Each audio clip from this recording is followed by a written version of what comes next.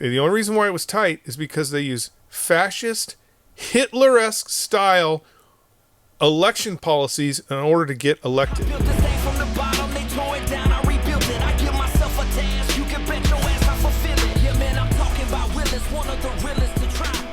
Pulling Thread Podcast, episode 114. We did 115 last week. I don't know how we're on 114. You got to stop switching these things around. It's ridiculous. I look to see what. No, you do. There's no way you look. Every time. I bet it's like on a scratch piece of paper and shit, and lines are crossed out. Did you see 600 kilometers into Russia, they just bombed a ammunition dump, and it was so big it made this huge fucking mushroom cloud. They're saying that it could not have happened without ISR from the West, and AI was definitely involved. I don't know where the AI part came from, but they said that the explosion was so big, it was ordnance were falling out of the air 10 miles away, undetonated like bombshells and shit. Yeah, that's usually what happens whenever you hit a fucking ammo dump. You just spread ammunition all over the fucking place. Apparently that happened last night. But they've lost. I mean, a lot of those. The Russians have lost a lot of ammo dumps. The reality is the problem with Russia in general is they have not changed since the revolution. So since the revolution, the Russians have fought all their wars exactly the same. They believe that attrition is the mission. Like, they believe it. Like, they're like, when people are like, oh my God, they're going to lose 1 million men. That, for Russia, that's like, we are staying the course. That's a mission accomplishment for the Russians, right? They have no problem, that ammo dump getting blown up. Putin won't even be an issue. Like, it won't be an issue for him. He'll be like, yeah, we'll get more bullets from the Chinese or Korea, or it's not even an issue. So they don't. The crazy thing is, like, when you look at those ammunition dumps, especially the big ones that have blown up, there's no, like, it's not World War II. There's no fucking anti-aircraft guns. There's not people out there trying to keep it from happening. It just fucking happens. It's a trip the way the Russians. It is a very trip the way the Russians fight wars. It's like my buddy Dave recently sent me this thing about Russians on the front line eating dogs, that they're eating whatever they can get a hold of. Because again, the supply lines are strained. But you know what those Russians on the front lines are not doing? They're not leaving en masse and heading back into Russia. They're staying on the front line and they're fighting Ukrainians. Ukraine every single day is losing territory to really an army that should not be able to fight anymore. Not just from a logistical perspective, but just from morale perspective. The Russians never take care of their wounded. Like, they never take care of their wounded. They're putting guys on the front line that don't have fucking first aid kits, and yet they're still going and fighting. So who's taking care of the Russians wounded? Nobody. So they just, like, if you get wounded, if you get wounded, if you're Russian and you get wounded, you have to hope and pray that the individuals you were with that you have camaraderie within your individual unit. And that those guys are going to take care of you. Because there's no fucking helicopters. There's no ambulances. There's nobody going to the front. That's true. Yeah, that's true. Yeah, picking those guys up and taking them back. They're just not doing it. The Russians never do that. And one of the big problems for Russian soldiers is when you're a new conscript, and this is. It's a little bit different in the Ukraine, but you have to understand that Ukraine is just like Russia. Like, they do a lot of things that are similar. But when you're a new recruit, you don't have all the training necessary to fight. Because the way the Russians do it is they do OJT. You get all your marching and all your fucking dumb shit, and then when it's time to learn how to fight, they send you to your unit, right? And so you're a bit of a fucktard when you get there. And so isn't that kind of like what Mike said about Rhodesia, right? They would send them into little conflicts to get them blooded when they come into like Rhodesian SAS. If they made it through Indoc, made it through, the baboon and all the other shit. Yeah, you go do a little thing first. They take you into where you get to, do some minor scuffles. You get a little thing first. But the problem with that is, again, you're 10 veterans. So you're 10 guys that have been fucking up on the front line fighting in this Ukraine-Russia war for, I don't know, let's say your 10 guys have been up there for a year on the line. And new guy shows up. And new guy goes out to take a shit and gets fucking blown up by a fucking FPV drone. And he's out there wounded. There's a good chance that those 10 guys, that those guys on the line are not going to fucking go help him. That they're going to be like, he was dead when he showed up. Right? Whereas if it was one of those 10 guys who was out there, there's a good chance that they would try and go rescue him because of the camaraderie. And so it's I mean, don't get me wrong. The Russians are suffering up there. But that is when the thing that most people don't understand is that's when the Russians excel. Like the worse you make it for the Russians, the better soldiers they become. The biggest artillery barrage that the world has ever seen was put on by the Russians against Berlin. The biggest tank battles that ever happened with the Russians, and they got their fucking asses kicked, and yet they still prevailed. Right? The worse you make it for the Russians, for whatever reason, the better they become. So, to me, when somebody tells me the Russians, the supply lines suck so bad that the Russians are up on the front line eating whatever they can get. Apparently, like in the beginning, they had 40 miles. They had a 40-mile convoy that ran out of fuel. Yeah. They unasked and just left that shit there. Yeah, that makes me worried for the Ukrainians. Like, the reality is, it makes me worried for the Ukrainians because I think what happens... Because they move forward rather than I think what happens is the Russians go... Don't they kill them if they come back? No, the conscripts they definitely do. No, they don't kill them. That's kind of a myth. That's kind of a myth. What most people think, that's, again, World War II, you move forward or you were killed, right? The prisoners that they said you can be freed if you go fight, they moved forward or they were killed. Regular Russian army guys, that's not happening, right? If you're regular Russian army, that's not happening. But again, my fear for the Ukrainians is the Ukrainians are just 100 yards over here in this trench, and they're eating regular food. The Russians are going to be like, you can get all the food you want if we get over to that trench, right? And so they I feel like they fight better when you think that the Russians are done. That's when they're gonna fucking fight they're gonna give you the best fight they have. What do you think? What do the Russians want? They want Donbass and they just want the Kiev or something. They want the disputed territory. It's because there's a deep water port there. Well, yeah, the deep water port, but that's not. Those really aren't what Crimea they already had. So the deep water port in Crimea they already had. There were some other small regional zones that the Ukrainians were trying to wipe out of Russians. That's what they want. What if Trump just went, "Hey, you can have this"? Well, here's the thing. This is the thing that most people won't understand. When peace negotiations do finally happen, and this is why Zelensky is so. This is part of the reason why Zelensky is like, we're not going to stop until we get all our territory back. Because when the peace negotiations actually happen, when they actually draw that parallel, when they draw the line, what Russia wanted in the first place is what they're going to get. All the land that they wanted for their special military operation, they're going to get it. The world is going to give them that land. Now, the thing that people don't understand is in the beginning of the war, so before we got to where we're at now, Russia was actually trying to take all of Ukraine.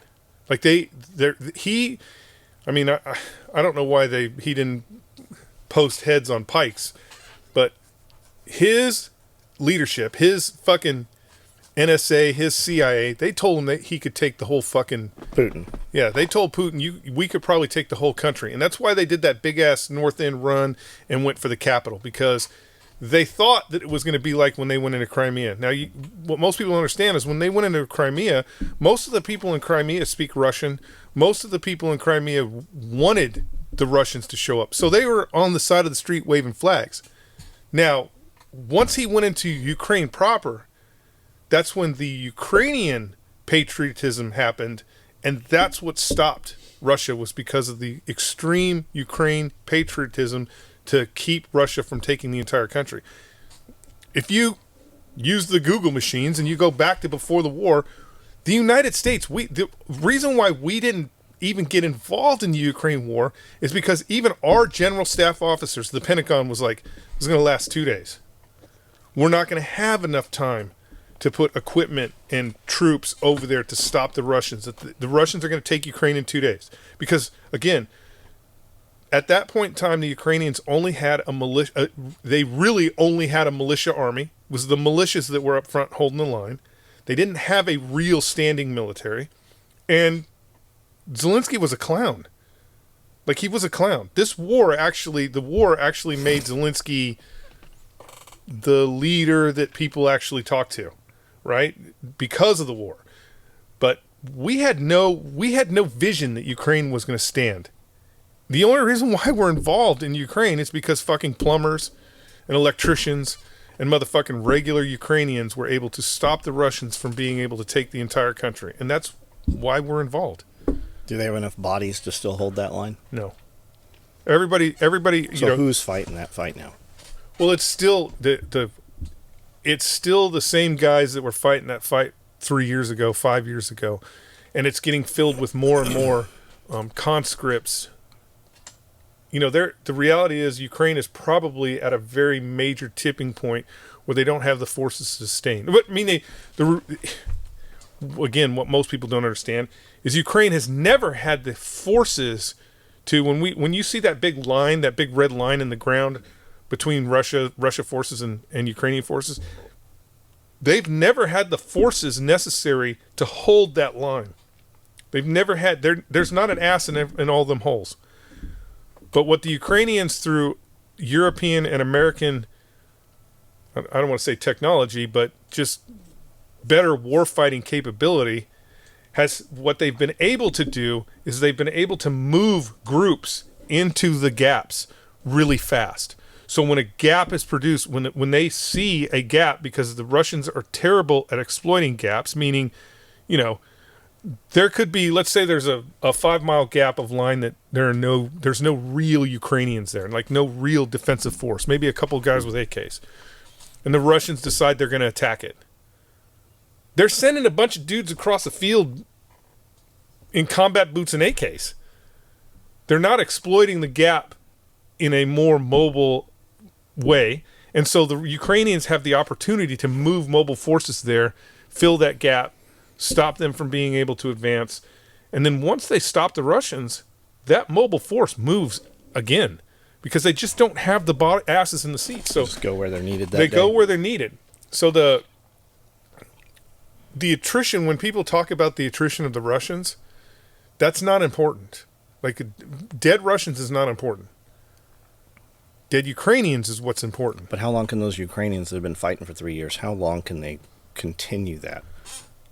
Well, I would say this: if you're Ukrainian and you've been in the fight this entire conflict, you're already, that's your world.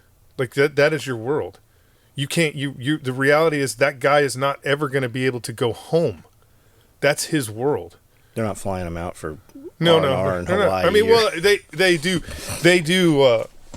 do for certain troops, pull them out and let them, party in town, and then wasn't that happening in Vietnam? We were flying dudes out. Yeah, we did it in Iraq. We fly people out to R&R spots. So, yeah, they're not. They're in it. They're in it for the. There is a hardcore group of Ukrainians that you could compare to.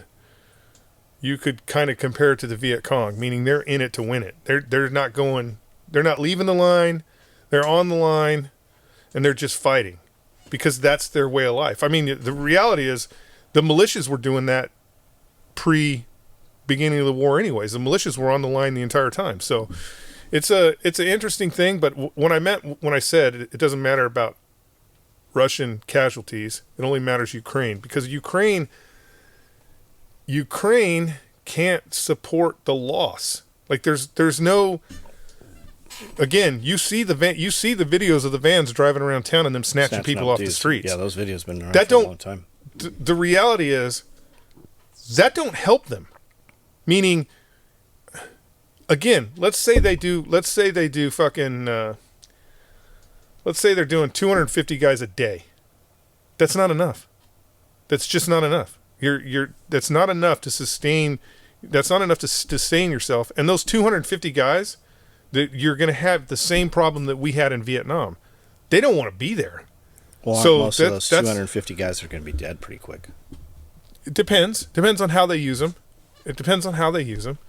But again, it doesn't matter how they use them. If I fucking black bag snatch you off the street, throw you in a uniform, and throw you up to the front of the line, the truth is,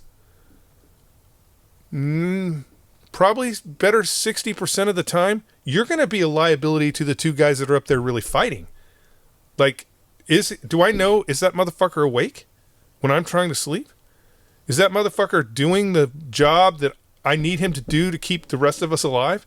That's the problem. That's the problem. So, again, it doesn't matter how many Russians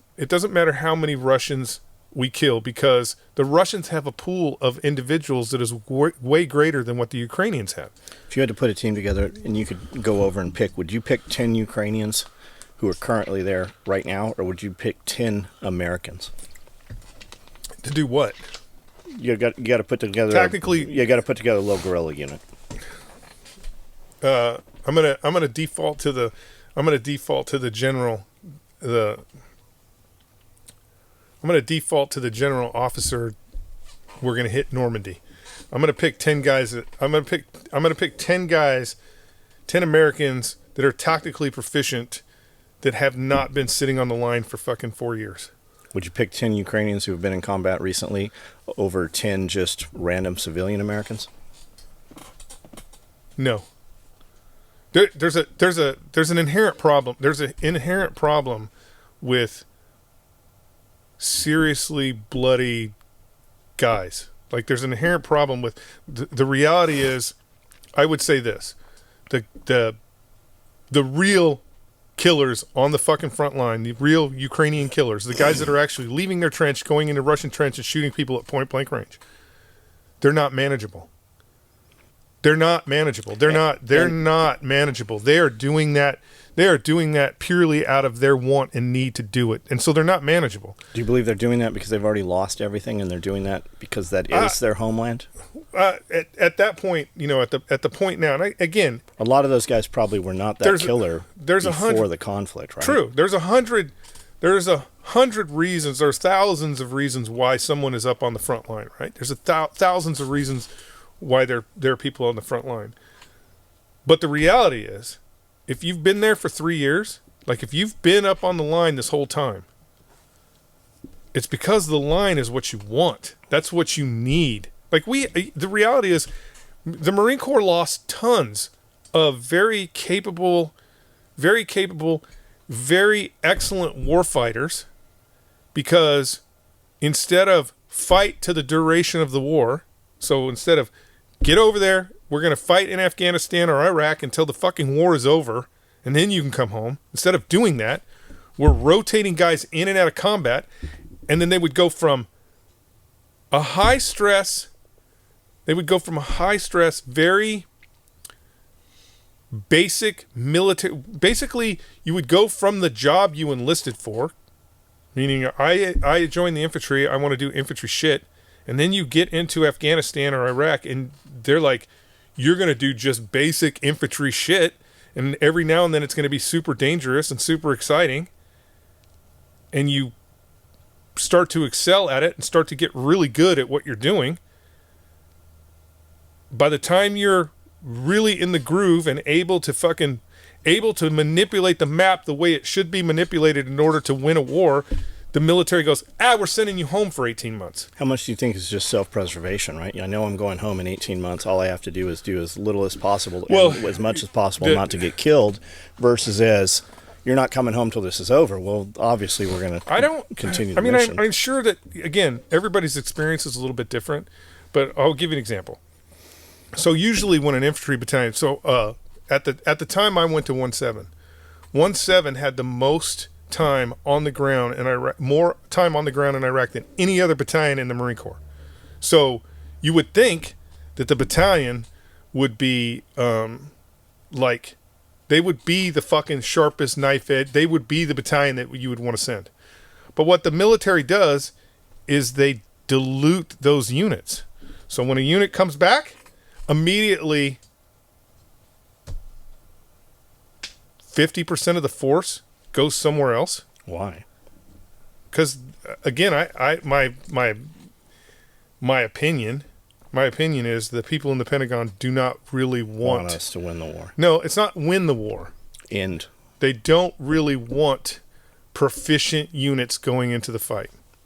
Because they want to prolong the fight. They want to prolong the fight. And so again, so when the 1-7 that I went to Iraq with, the 1-7 I went to Iraq with was as new to the fight as any other battalion in the Marine Corps. They weren't salty. Now, there were a lot of kids that were in the battalion. There was a lot of young kids that were in the battalion that had been, like when I went, their third time. But they were not in leadership positions. The leadership positions had all changed. So it doesn't matter what experience you as a fucking corporal have. The captain is deciding what the company is doing, right? Not some fucking corporal.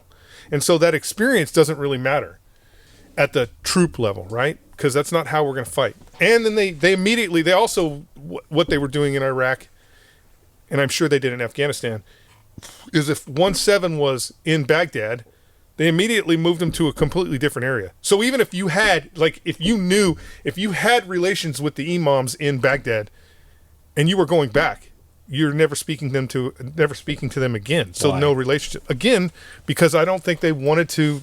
The point is never to win wars anymore. The point is to make them as long as possible so everybody can make moves. What if that war was fought at the troop level? Well, if the president, this is why I say that no U.S. forces ever should ever be engaged in hostile activity within the world unless Congress declares war. Which has not happened since Vietnam. Yes. And we haven't won a war since then. Okay? Because for Congress and the Pentagon, it's not about winning. It's about prolonging as long as you possibly can to get as much money as you possibly can. That's all it's about. It's about padding their resume. They know that they're all going to get very rich, to include the goddamn generals. They're going to get very rich if they make this thing last as long as they fucking possibly can. And so that's what it's about. It's about prolonging. My personal opinion, I would say that if this stupid ass fucking Republican Congress get their heads out of their ass. Democrats. No, Republicans. Well, yeah, but they're Democrats. Yeah. Get their head out of their ass, that they would fucking pass a law that says that no U.S. forces could be engaged anywhere in the world. They haven't passed any fucking laws they haven't at done all. shit. They're not going to fucking pass any laws on anything he signed into executive They haven't order. done shit. That unless a declaration of war is declared, that no U.S. forces can be involved. Period. If you want to send the CIA to go fucking overthrow, I don't care. If you want to send the CIA to go overthrow Assad, then the CIA does it. Did you hear not about U.S. this, forces. You hear about this Delta operation where they went into Syria in 2008? There's very, very little out there. But apparently there was a bunch of dudes coming into Iraq, I guess, through Syria. Yeah, they were. And they found where this pipeline was, and they had this dude that they wanted that was recruiting all these people, and they wanted to kill him.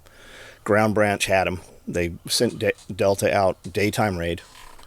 Black Hawks fly in, fucking 15-minute flight into Syria. And everybody's like, hey, U.S. helicopters are coming into Syria. we have them. Can we shoot them down? They're like, no, you can't shoot them down. They had done some deal with Yeah, Syria. there's always a wink, wink. And Yeah, a nod. so all guns are turned off. Fucking like some Star Wars shit. They fly in there and they fucking smoke these motherfuckers. They land on the ground, go to guns, fucking everybody's dead. Everybody gets back in the choppers, leaves. And that was under George Bush, I guess.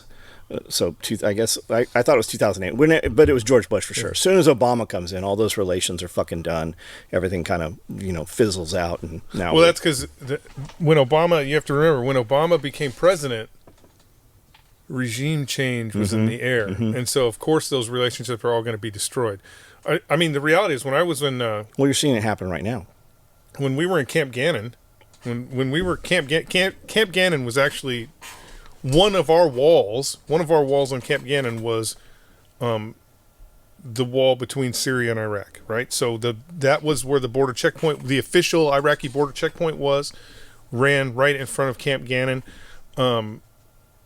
We invaded, so prior to us, there had been a fucking battle where Kilo Company, so this is prior to 17 being there, Kilo Company had actually crossed into Syria chasing insurgents. Got in a little battle. I believe a Humvee got blown up. They come back.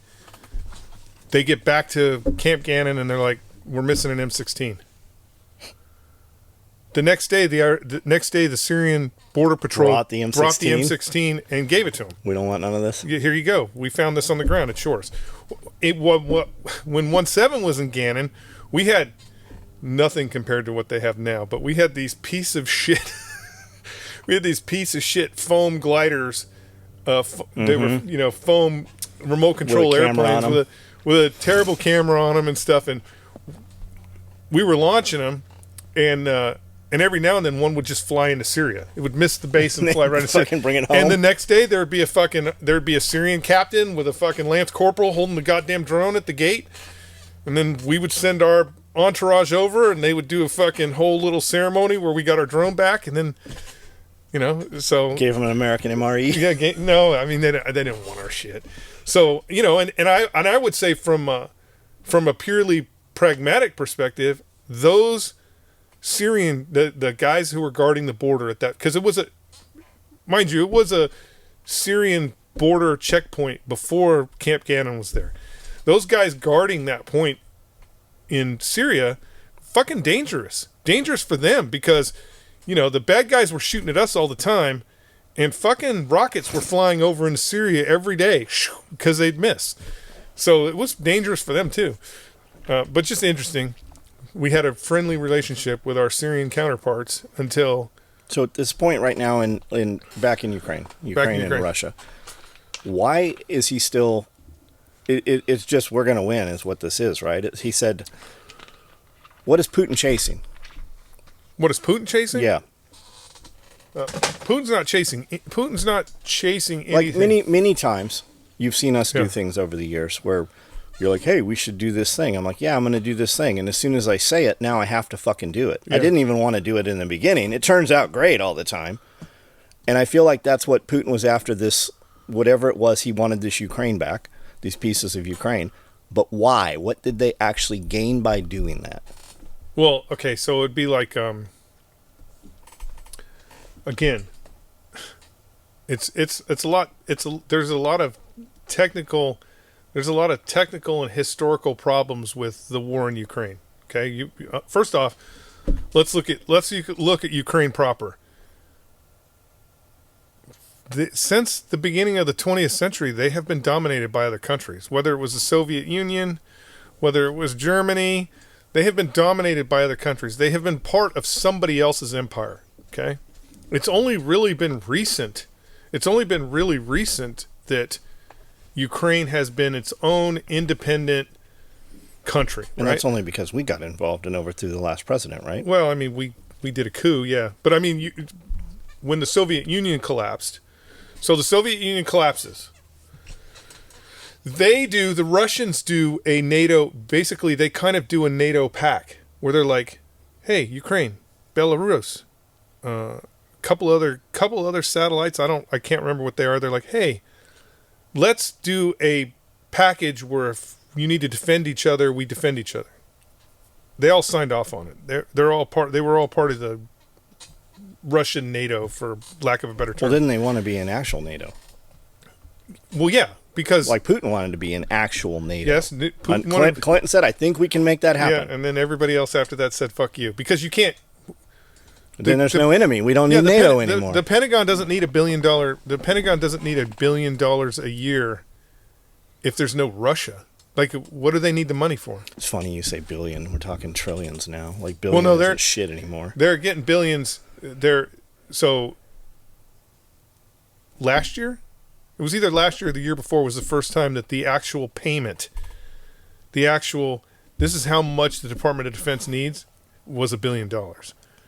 It was still in the hundreds of millions prior to that, right? They're making almost, again, guys, think about this. The Department of Defense is making almost 10 times the amount of money, 10 times the amount of money right now than they did when we were fighting in 2 wars in Iraq and Afghanistan. And we were also nation building, guys. We were also building schools and roads and airports and all that. And they're making 10 times the amount now, and they're not doing anything. Do you think any of those schools and fucking roads and shit? No, none of that stuff got all that stuff was graft. None of it got built, unless we actually built it. So none of it got built. So what happens? So Zelensky comes over to the White House, right? Again, go ahead. Because I think this is where you're going. Putin can't lose, or let's say Putin can't quit. He can't do the American thing and be like, "Fuck it, I'm going home." He can't do that. Same with China. Because the reason why Putin can't say "fuck it, I'm going home" is because Putin's not just fighting Ukraine. Putin is fighting perception in the world. Okay. Yep. He's fighting perception in the world. He needs the Germans to know he's not going to quit. He needs to know France he's not going to quit. He needs the Brits to know he's not going to quit. He's fighting perception. He has to continue fighting unless there comes a day when the sides get together and they go, "All right, you can have everything that you wanted. Stop attacking Ukraine and we're going to be good." That's the only way this is going to end. The only way it's going to end is if we can come up with we can come up with a way where Putin saves a little bit of face. That's it. That's all. That's it. Now, Zelensky has to fight. Yeah, Zelensky has to fight and win because he's got no other choice. Well, when you talk about, like, when I said, the tables are turning, like regime change right now, what I meant was Zelensky thought that, like, Zelensky just thought they were going to do this shit and it was going to be fine, and then Trump wasn't ever going to come into office, right? Yeah. I think they really thought they were going to kill Trump, as they clearly attempted to, and there seems to be a lot of Ukraine attachments to the dude on the golf course. That seems to be, verifiable. If Ukraine supplied him with the weapon, they gave him the worst weapon possible. Jesus, Ukraine. Yeah, apparently there's a bunch of emails and shit where he was talking back and forth trying to get stingers and surface-to-air, rockets and shit to be able to shoot down airplanes and stuff with. So now Trump is in office. I mean, Trump could end all of this and just go, "You can have Donbass. You can have whatever that was you want." Well, the reality is, and Zelensky knows this. Zelensky knows this. I mean, the whole world really knows this. Is the territory that he wanted in the first place. He already has. Not only does he already have, but if a peace deal happens tomorrow, if tomorrow everybody gets at the table and they shake hands, he's keeping it. He's keeping it. He's not giving it back. And the reason why is some of the things that people don't understand about that part of the world is the Soviet Union, during the Soviet Union time, Stalin had this idea of immigration. He had an idea of immigration, and what he would do is, I'm going to use Ukraine as an example. Once Ukraine was part of the Soviet Union, he would literally go and find a town of 10,000 Russians and be like, "Guess what? All expenses paid. We're moving you to the Ukraine," and move them to the Ukraine. And so when you think about the Donbass and you think about those places that Russia is fighting to keep, it's not a lie when you say that they're more Russian than they are Ukraine. It's because that's what the Russians, the smart thing that Stalin did in order to help control all these satellite countries was put a fucking heavy Russian population in those countries. And so it's easy to get conscripts from Ukraine because you have a population of Russians that live there. It's easy to get, the Baltic states to do what you want because you have this large populations of Russians there. How many Ukrainian fighters do you think there are that's been fighting for 3 years? Like those frontline guys? That's a tough question. I bet it's a lot higher than one would think. Wild ass guess. I don't know. 10,000?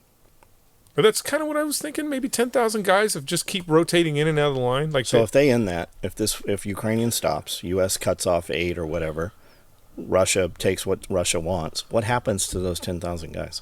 Well, it depends on a lot of things. It depends on how we do it. It depends on how we do it. If we stabilize the line, if we stabilize the line, and then we go, we're going to send NATO troops. There's going to be fucking blue helmets on the line. Then those 10,000, all those guys will probably get demoted. So they'll all get just thrown back into they'll get thrown back into regular population. So they're back to plumbers. They're back to plumbers. The reality is they're going to live that life. The reality is they're going to be hardcore alcoholics. They're going to be ruined. Probably legal problems. They're going to have Ukraine's going to, if they demobilize those guys, they're going to have a hard time. It's just the way it is. Now, you think most of their families are already gone, or they still have families? I'm sure they still have families. But Ukraine is a little more, let's say Ukraine is not quite as soft as America is. And so there may be a lot of stop being a pussy going on over there. Get back to work. And when somebody does act out, they get cracked for being, weak. So I don't know. It'll be interesting. If that happens, there won't be any minerals deals. Well, because that's what the White House after right now, right? They brought him over. They're like, because they gave all that money to Zelensky. Yeah. Zelensky stole a bunch. A bunch came back to the United States. But Zelensky I guarantee he never thought, I'm going to have to pay this back. Nobody, at the beginning of things. So nobody ever, hindsight is 20/20. It's 20/20. If you asked somebody in the Pentagon, if you said, "Hey, how long is the Afghan-Iraq war gonna last?" And you said, if you were like, "Hey, I bet you the Iraq war is gonna last 20 years. The Iraq and Afghanistan war is gonna last 23 years." Everybody would have been like, $100, bro. No way is it gonna last that long. How long did Vietnam last? Vietnam was not declared. When were we really it depends. there? 54 was when the first advisors were on the ground, or 53. So it depends on what you mean.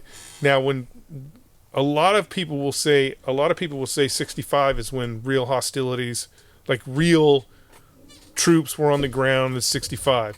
So that puts you, 65, 75. That we're talking 10 years.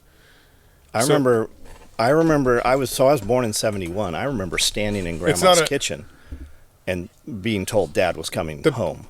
In 71 was the biggest helicopter airlift ever done in Vietnam, and also the biggest casualty for air crews in Vietnam. 71. So they were still fighting, right? Still all the way up into 75. So 10 years for Vietnam. And yes, it doesn't count. Advisors, you don't count. That's not a real war. So if they do the whole, okay, the war's over. Putin keeps what he wants. Now, does Ukraine have to pay the United States back in forms of precious metals? We're not paying that. Not happening. No way, no how. We've made no agreement.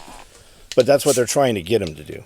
Well, yeah. The only thing is, or is that just art of the deal? We asked for a bunch of shit, and it is part of the deal. But here's the thing. The difference is because of the way Democrats run things. The Democratic Party believes that everything's free.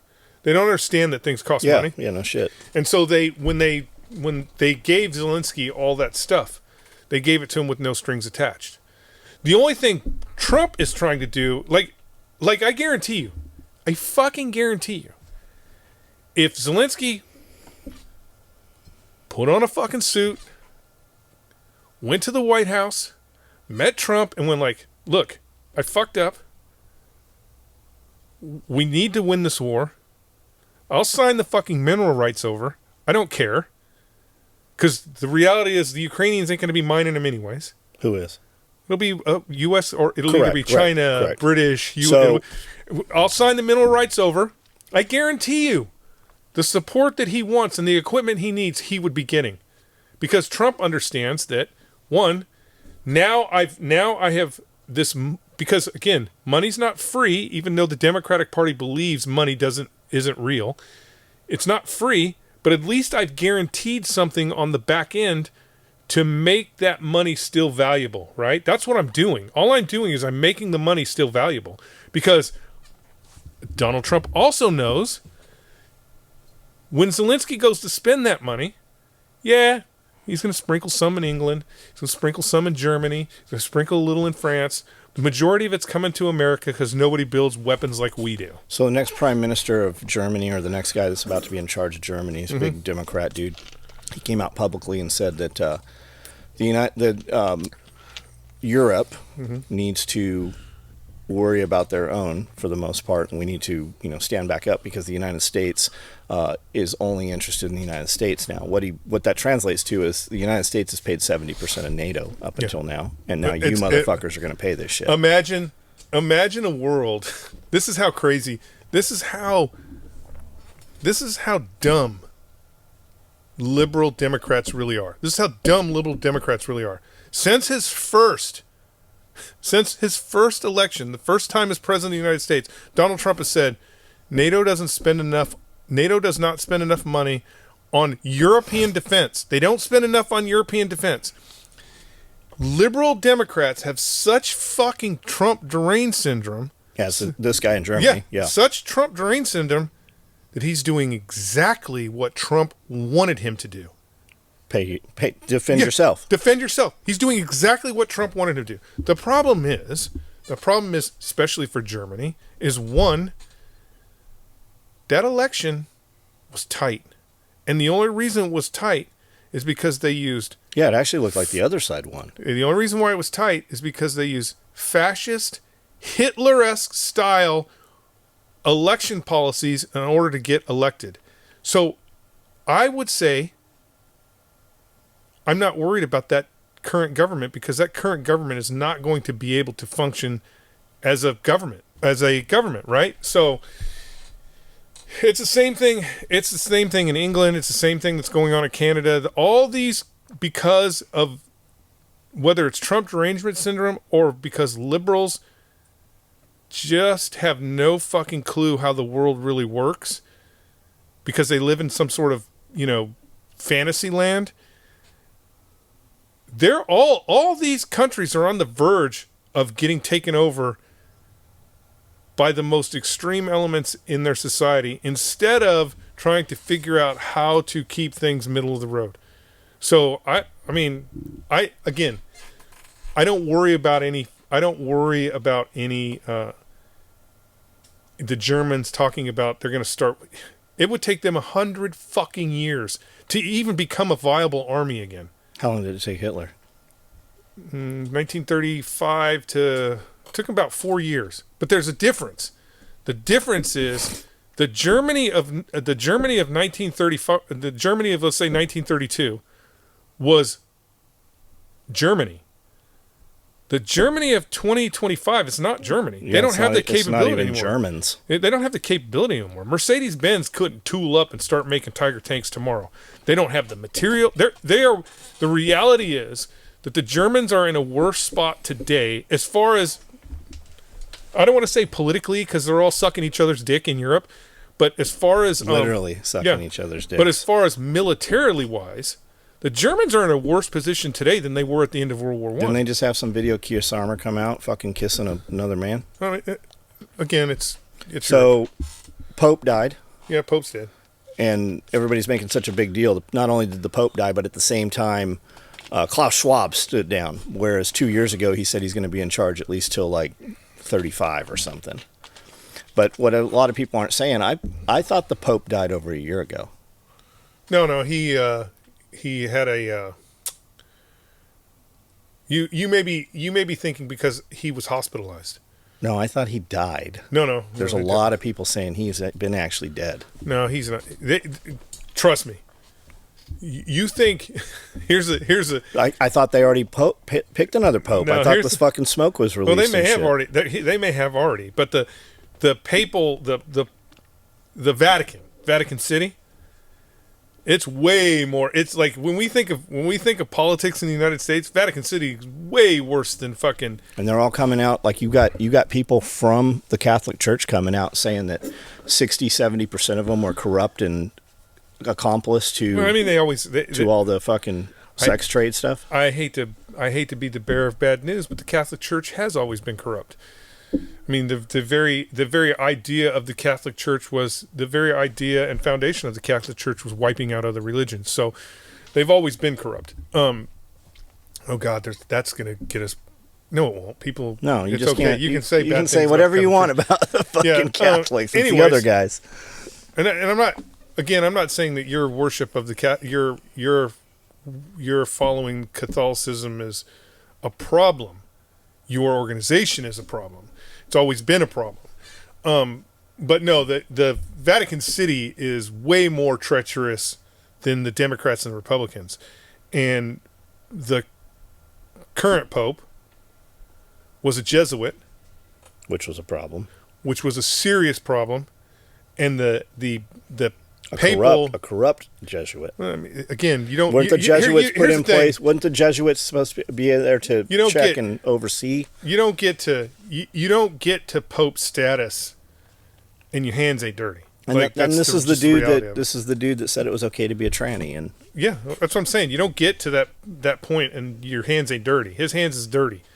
His hands was way dirty before he was even in the running to be Pope. But trust me, they knew. They picked the new Pope 2 years ago, right? They were like, this guy got to go. He need to die. That's another reason why they pick popes so old, is they want him to go. they want him to. It's kind of like being a fucking battalion commander in the Marine Corps. They want you there just long enough to get to the point where you know what you're doing, and they get you the fuck out of there because they don't want you to. Well, they don't want you. Might take control of. Well, that's what I'm saying.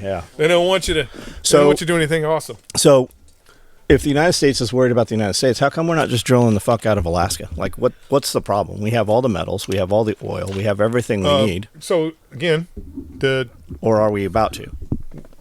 Well. The Democratic Party, when Biden was doing it's kind of like what you were talking about when you were talking about coal-fired plants, right? They're coming back. I mean, yeah, right. But what did they do? Demolition them. They destroyed the fucking. They destroyed. Legacy, yeah. They destroyed because they knew Trump would turn them right back on. They destroyed the equipment necessary to. The infrastructure's gone. The infrastructure's gone. Well, that's the same thing that happened with the. That's the same thing that happened with the oil industry. Is when the Biden administration took over and they're like, yeah, you ain't ever gonna drill in the Gulf of Mexico again, right? Well, a lot of people say that's why they changed the name. Yeah, that's exactly why they changed the name of it. If you, John Willis, are running a offshore drilling company, you're gonna hedge your bet. You sell that equipment. That equipment is fucking sitting in scrap yards all over fucking Texas.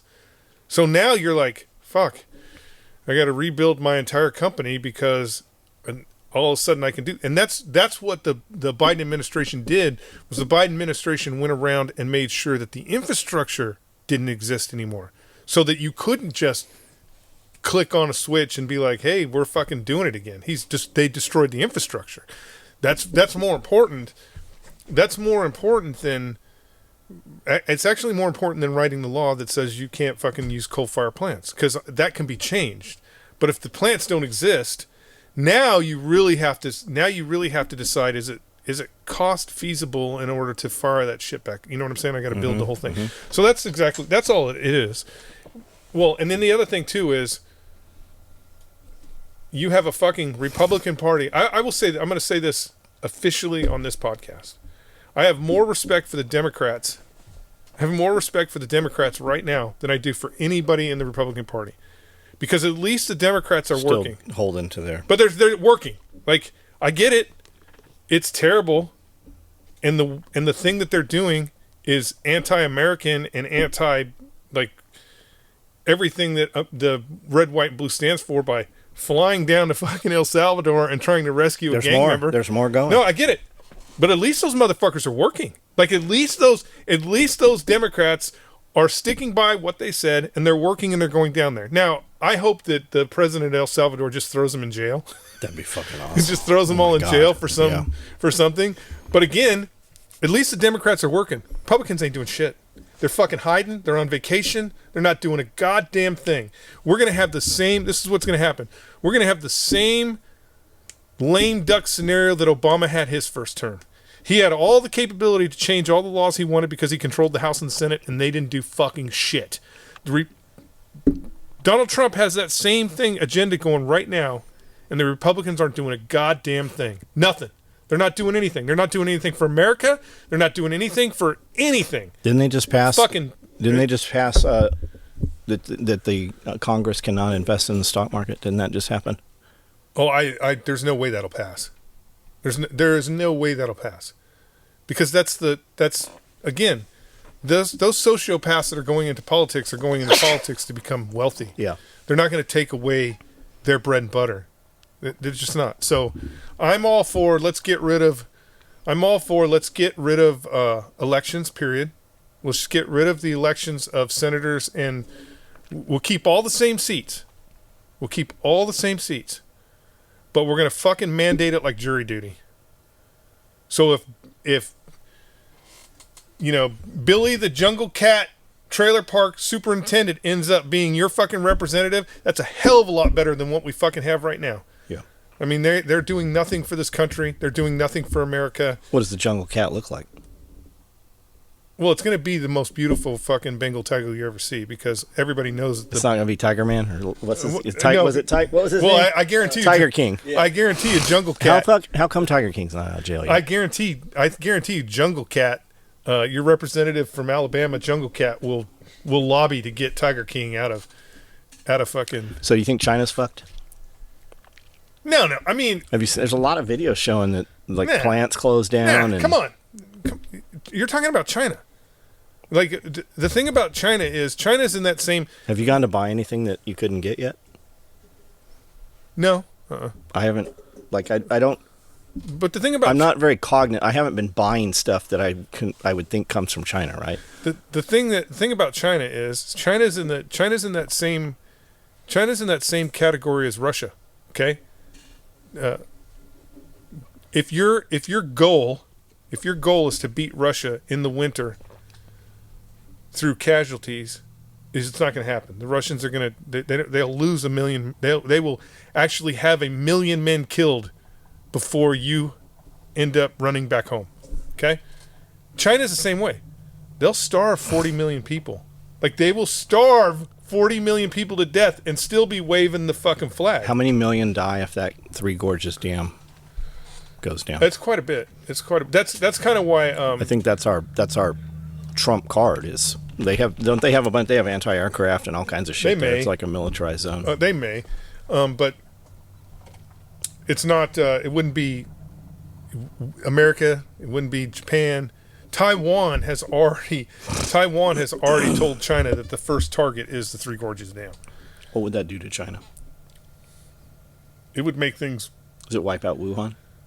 Oh, I don't know. I don't know if Wuhan's in the path, but there's some major there's some serious major cities that are in the way of that.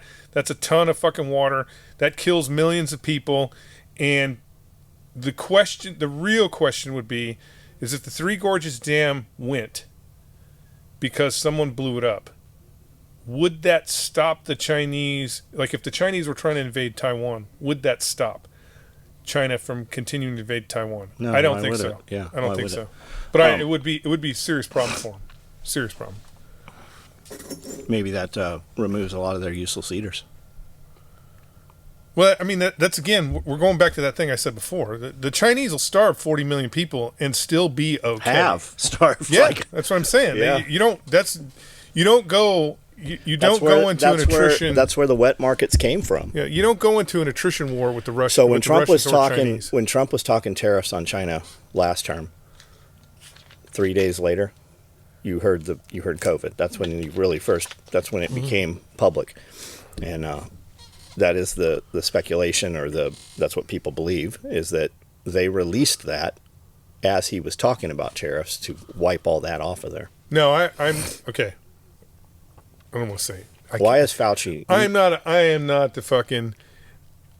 I stayed at a Holiday Inn Express once, but that doesn't. Yeah, but everybody knows what spike protein is now. That doesn't make me an expert on Wuhan. I don't believe. Here's the thing. I do not believe that the Chinese released the virus on purpose in order to do something. So you believe globally. lab leak? 100%. I believe it's more. I mean, think about it. Just think about it. What's more likely? A fucking secret agent from the Chinese Communist Party got a fucking virus patch and put it on a bunch of its people, going, all right, it's here in Wuhan today, but eventually I know it's going to make it to America, and that's going to affect America's ability to do politics. Or because of the fact that it's a communist regime, there's no incentive over there for doing good things, that a laboratory that requires very high levels of checking the box to make sure the shit doesn't leak out, somebody got sick and went home. That's all. That's all it was. It was a laboratory that probably shouldn't have been. Well, I can't say this because they probably, when we think of Wuhan, we think of COVID, because COVID is what escaped. The Wuhan lab probably had 1,000 contagious viruses experiments going on at that particular time. Putin says all those labs were in Ukraine. That's we put a lot of our labs in Ukraine. So yes. You think Fauci should be arrested? Should be arrested. Tried? For what? I don't know. Yeah. I don't know. I don't know that, because again, here's the thing. Because there's a lot of talk right now out of the White House kind of making you think that that's about to happen. Here's the thing about Fauci is everything that Fauci did, that Fauci did, somebody told him. He did under the direct orders and supervision of leadership. So meaning you can't try Fauci for something that Obama told him to do. Or not told, it's not like those two are in a room and he's like, go to Wuhan, give him fucking all this money, have him gain a function this shit. Apparently there is some communication proof between them. There is, of course, there is going to be at the very least, there's going to be an email chain that says, hey, go do this. This is where we're going to be able to do it. This is how we get around the current law in the United States, blah, blah, blah. So, yes. But again, I guarantee you that under the scrutiny of the law, everything that Fauci did, he did with the blessings of somebody. And then fast forward, Fauci is now the advisor for Donald Trump. Is he? First term, okay. when the fucking when the Wuhan hits the United States. The chick with the fucking sweater, she's still in there. But when Fauci is the head of the CDC, remember at that point in time, he's just an advisor to the President of the United States. So everything that happened during the COVID time frame, even under Joe Biden, that's Joe Biden or Donald Trump doing it, not Fauci. All Fauci's doing is going, this is the model. If we do this, this might happen. If we don't do this, this might happen. They just fast-tracked another mRNA vaccine for something. I think it's bird flu that's going to be the next one that's supposed to be coming out. And then all the talk about none of that stuff crosses over. None of that stuff crosses over without our direct intervention. Correct. Nor did the last one. Yep. No, our direct intervention. Correct. And it is crossing over. Yeah. All over the fucking without place. our direct intervention. So... But if you're, again, you have to look at it this way. That's how they'd stop them. No, but you have, again, you have to look at it this way. Let's say you're an evil genius that runs a multi-billion-dollar corporation. Do you fucking realize how much money that Pfizer and Bayer and who was the third company? Do you know how much fucking money they made on COVID vaccines? Yeah. Like it.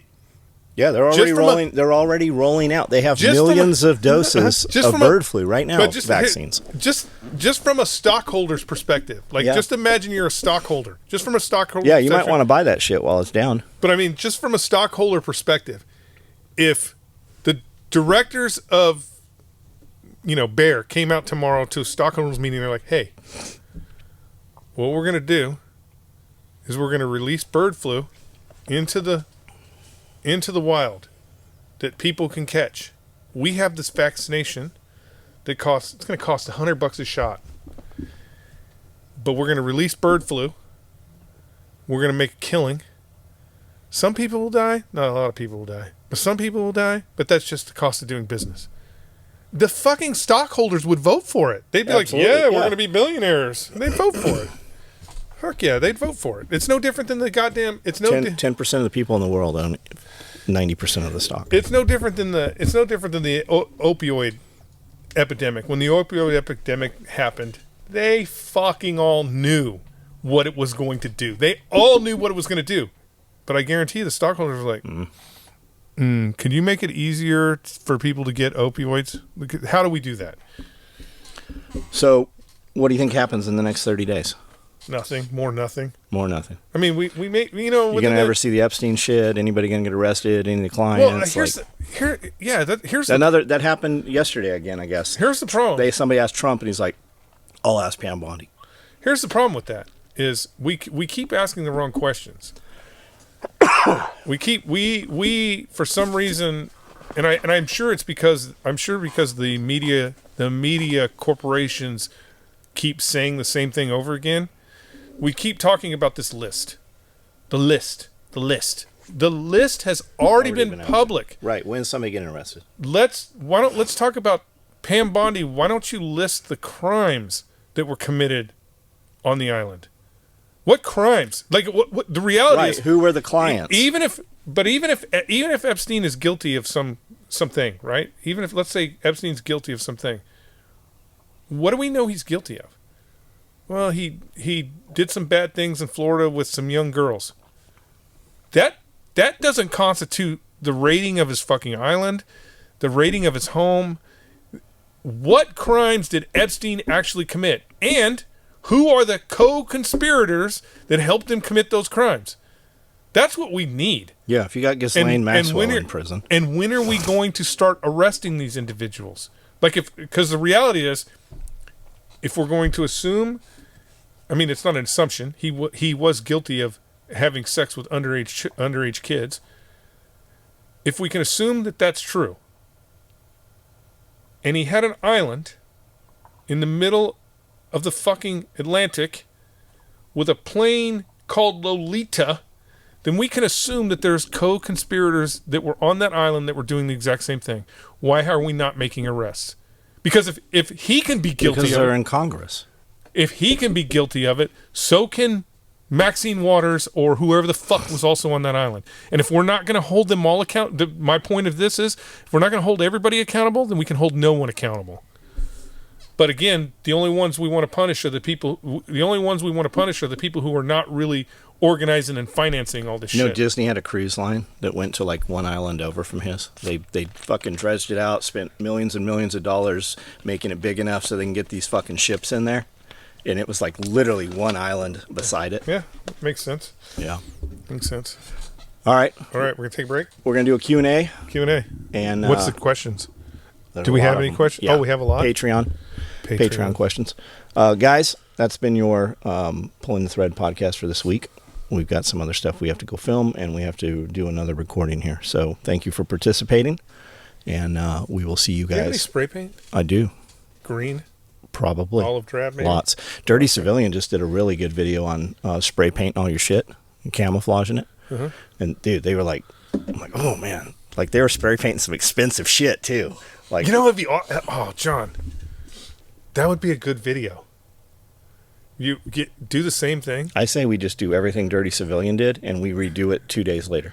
No, but yeah, I would say this: do the same thing, and I'll be like, I'll get, because I brought it. I'll pull my rig out, and I'll be like, okay, this is how we're going to spray paint our rig to make it more camouflage for the environment you're in and shit, and make it like it's a class. Like there's like 5 people, right? Brandon will have something down there that he's spray painting, and Brandon will have something that he's spray painting, and then I'm going to get to your table, and you've got a Louis Vuitton bag. We could totally do it. That's what I'm saying. I have a stack of them inside. It'd be awesome. People would lose their shit if you spray painted a Louis Vuitton bag. Yeah, that'd be good. That'd be perfect. Yeah, perfect. April giveaway, guys. Every $5 gets you an entry into the giveaway. $5? That's it. That's it. $5. So $5. $100 gets you 20 entries. Do you sell anything that's $5? Stickers. Stickers. So if I bought a sticker, A dude won. His very first order was like $20, and he was one of the winners last year. that's month. what I'm saying. If I bought just a sticker, the prize, the grand prize. What if I bought 100 stickers? Would that get me 100 entries? Yeah. Yep. There's guys getting 200 entries right now off an order. God, I'm glad I don't So have to every write those numbers $5 gets you an entry into the giveaway, and the giveaway for the grand prize winner is a Rallyman vest of your choosing, your color. Comes with a butt pack, a hydro carrier, and a belt. Butt pack, hydro carrier, belt, Rallyman.